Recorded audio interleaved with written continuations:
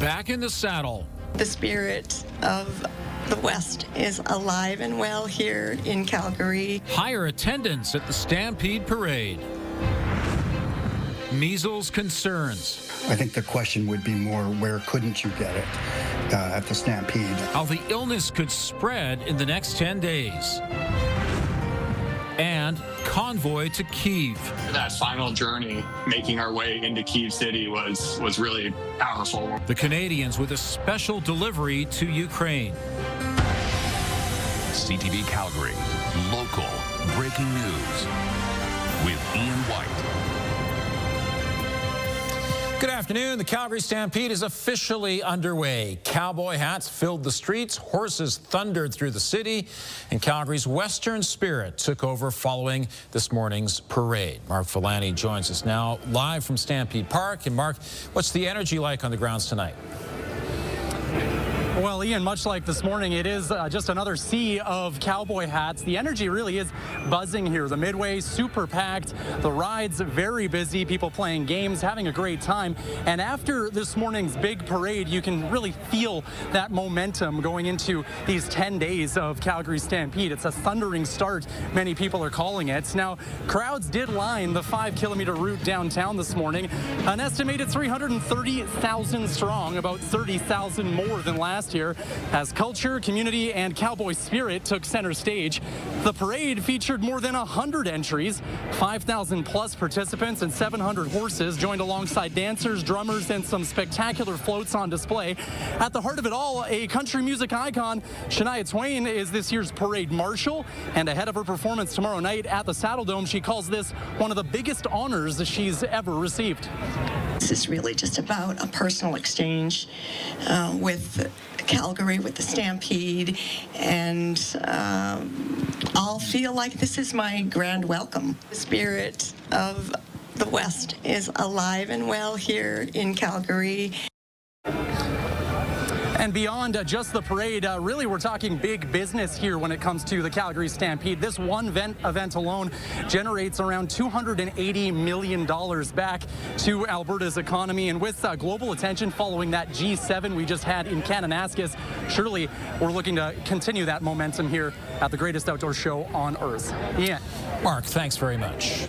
And you can watch the parade in its entirety on our website and the CTV News Calgary YouTube channel.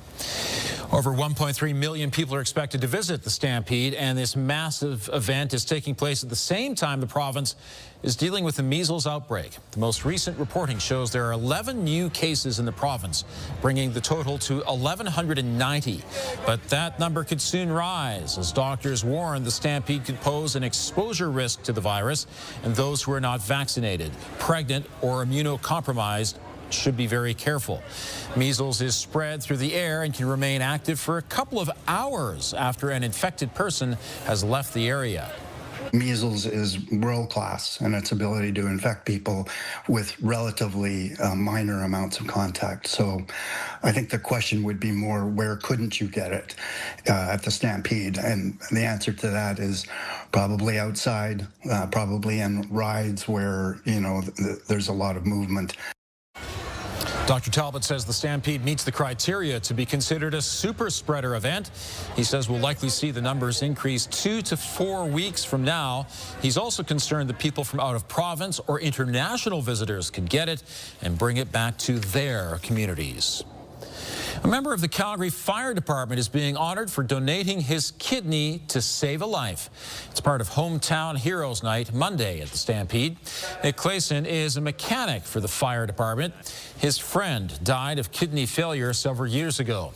The 65-year-old says he regretted not being able to help. That's when he said he would donate his kidney if the call came, and it did. Last December, he had surgery, and a teacher from California who needed a rare kidney was the recipient. It sparked a chain reaction. 2 others received kidneys, including a first responder in New York who was on the job during 9/11. Clayson now urges others to become an organ donor. We have to overcome our fear. I think there's a lot of fear attached to becoming a donor, or whether it be a liver donor or a kidney donor, that kind of thing, because we're afraid for our own health. but I can honestly say my health has not been affected in any way. Kidneys for Community says about 100,000 people in Canada and the U.S. are on a wait list for a kidney. The Calgary Food Bank is encouraging people to put the boots to hunger. The food bank has launched its Cowboy Up 50-50 raffle.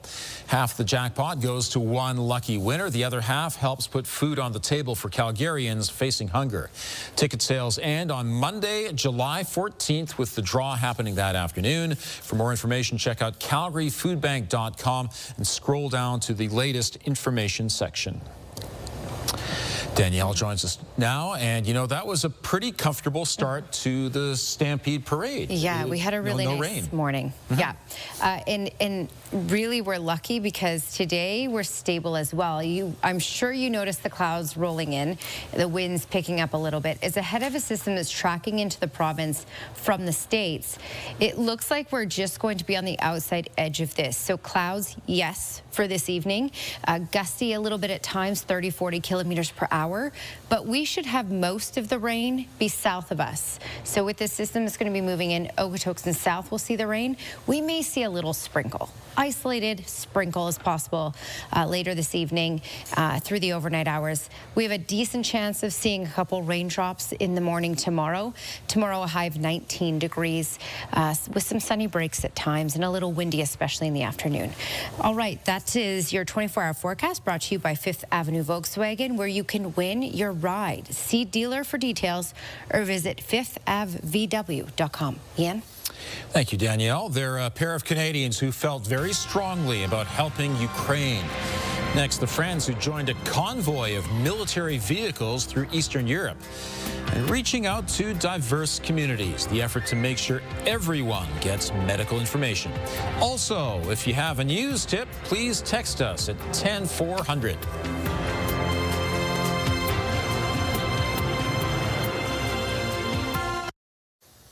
A Calgarian joined his buddy from Kelowna for a memorable road trip. They drove a military vehicle from Estonia to Kyiv, Ukraine. Luke Graham and his friend Jamie Gordon decided to join a Help 99 convoy. The Estonian charity provides vehicles to the front lines of war. The men raised about $35,000 for a truck and joined other volunteers to deliver 30 military vehicles to Ukraine. On June 14th, they left Estonia, drove 1,900 kilometers, and arrived in Kyiv the next day. That's where they turned their vehicle over to Ukrainian special forces. Crossing the border and, you know, meeting the Ukrainian border guards and seeing all the signs, and then starting to see the posters supporting the military. And then, you know, as you get closer to Kyiv, you see the hedgehogs on the road and the blown out trucks. And yeah, kind of that final journey, making our way into Kyiv City was really powerful when we got there.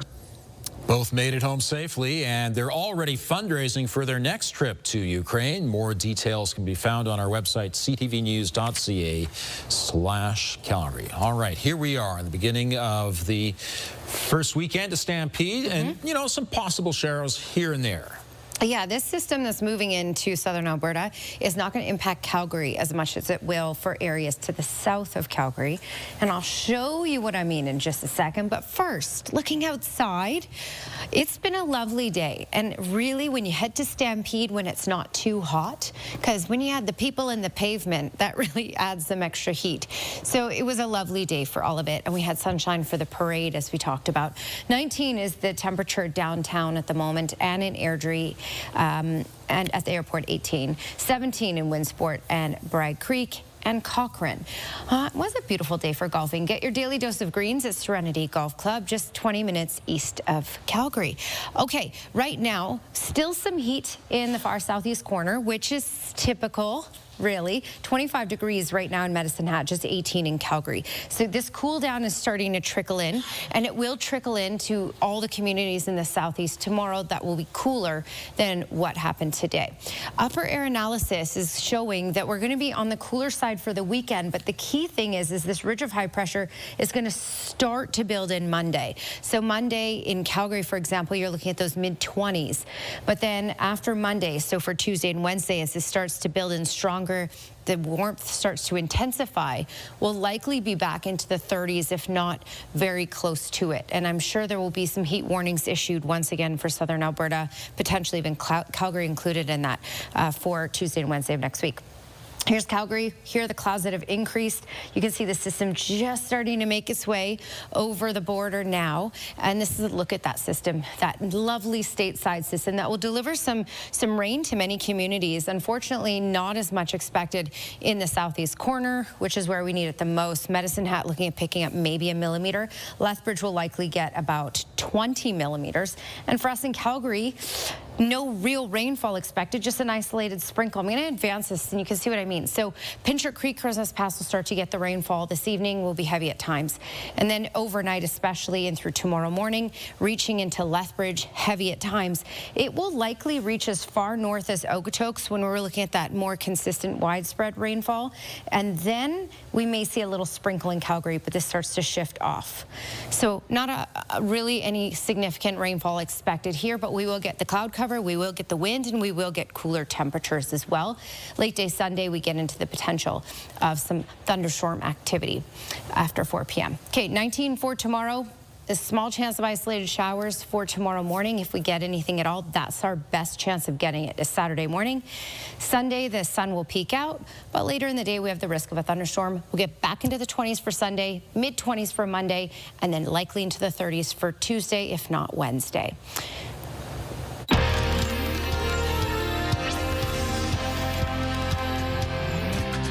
Temporary closures this weekend at the Fort Macleod Emergency Department. The emergency room will be open overnight but closed between 7 a.m. and 7 p.m. Alberta Health Services says the hours are limited because of an unexpected staffing shortage. EMS will be rerouted to the Chinook Regional Hospital in Lethbridge, which is nearly 50 kilometers away. 24-hour service will resume on July 7th. It can be a challenge to find good, credible health resources for families online, especially if English is not your first language. But a Canadian website is offering reliable information in several languages. Pauline Chan has more. It started as a COVID project, helping the Punjabi community find reliable health information for their families. It became clear as the pandemic was rolling out and vaccines were rolling out that we really needed to think about how to communicate effectively with diverse communities, not just in terms of translating information, but also understanding, what their priorities were. Dr. Rupedaman Minhas is a developmental pediatrician with St. Michael's Hospital, and his project has now grown into Our Kids Health Network. The beauty of social media really is that you create something that really can spread very quickly. There are now 10 language groups, including Arabic, Cantonese, Tamil, and even Inuit. Information ranges from measles or ADHD to more mundane questions. Things that you wouldn't necessarily make an appointment to go see your healthcare provider on, but is good to know, like how to stop a nosebleed, how to trim a newborn's fingernails. There's even a category for dads. Irina Dovoretska, a pediatrician in her native Ukraine, is responsible for the Ukrainian Kids Health chapter, and she says the work goes beyond just translation. We not only translate the language, but also delivering the healthcare topics in a simpler language that is more understandable for families. Registered behavioral analyst Althea Frank Esho says culturally sensitive presentations also create trust, especially for new immigrants and those for whom English is not a first language. You can understand it easier, and I think you're more likely also to believe it if it's coming to you in your language, if there are examples that you can relate to, maybe the people even look like you. The videos created by some 75 experts from various health fields and in different languages are available on Facebook and Instagram. And Our Kids Health Network is launching a Black Francophone group as well as additional Indigenous language groups in the near future. Pauline Chan, CTV News. The Canadian Food Inspection Agency says a fish product has been recalled across several provinces, including Alberta. This is the item in question: anchovy fillets in olive oil with the brand name Vicente Marino. A specific lot with an expiry date of December 2025 is being recalled because it contains histamine. That's a chemical the body's immune system produces, but exposure to too much can cause health issues. Officials are advising anyone with the product to return it immediately to the store where it was purchased or to throw it out. The Carney government sees carbon capture as part of its strategy to address climate change. Still ahead, the federal funding announced today for carbon capture projects in Alberta.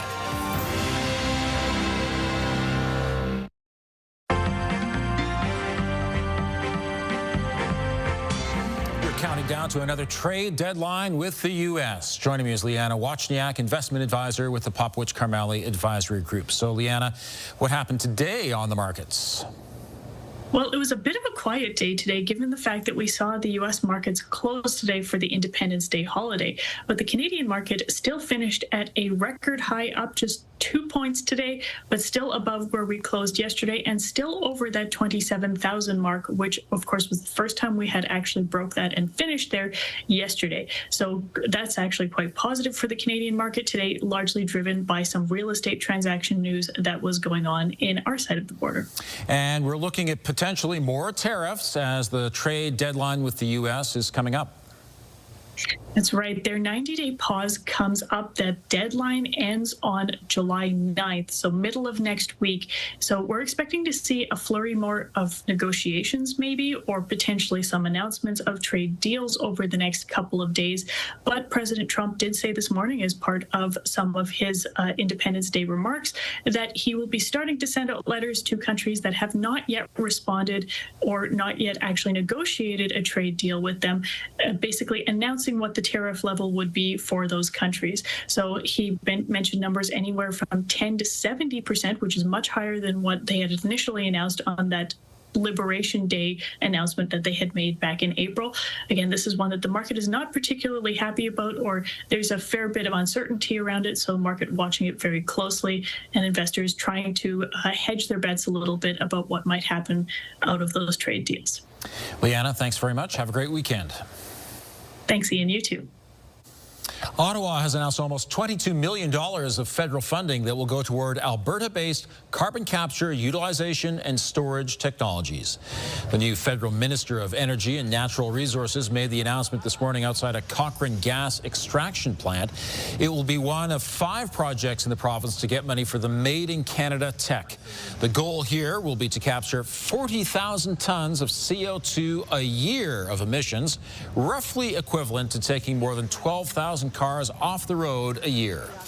Canada is asserting its position in the world as a nation capable of stepping up to the challenge, taking responsibility to be masters of our own home. CCUS technologies will be an essential part of this, presenting tremendous opportunity for clean growth.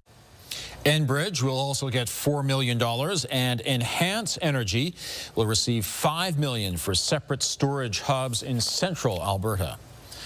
Alberta's new referendum rules are now in effect. Starting today, the new threshold to hold a referendum will be 177,000 signatures collected within 4 months.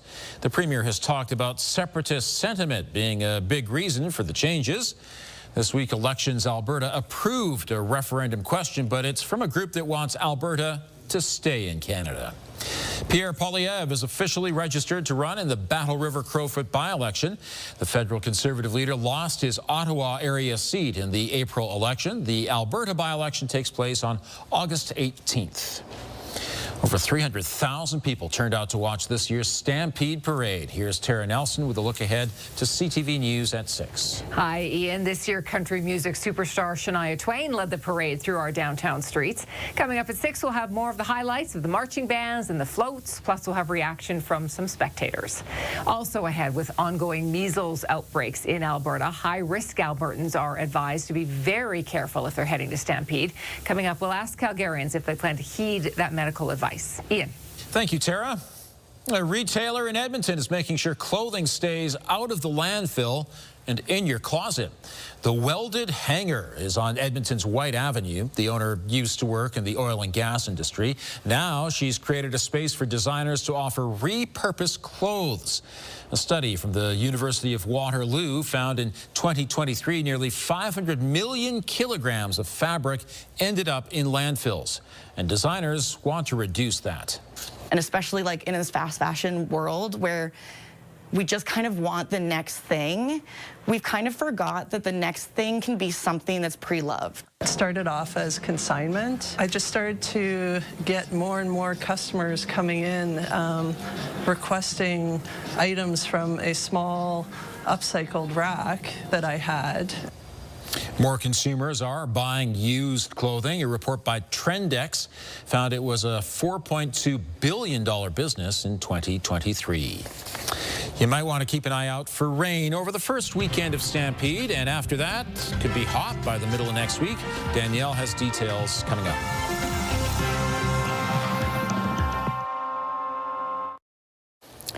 Danielle, we usually get a couple of hot days during Stampede week, and they are coming up later on in the week. Yeah, Tuesday, Wednesday. Now, the models are kind of retracting things a little bit with regards to how much heat we're going to get, but likely you can expect to hit 29, 30 for Tuesday and Wednesday of next week. Those will be the hot ones. Not sure if that's where when you head out to Stampede, depending on the person, or when you take a break from Stampede, because with all the people in the pavement, it gets too hot. Okay, 18 is the current temperature. Today's high, 18, below normal of 22. Okay, trying to click. This is clicking, it's not clicking. So what we're gonna say is, for tomorrow, we have the chance of showers in the morning. A little sprinkle, Ian, so we're not expecting much, but then clearing out in the afternoon. So high of 19. Ian? All right. Thanks very much. Well, if you're looking for some entertainment this weekend that's not Stampede related, an interactive musical is debuting where the audience gets to decide what happens next.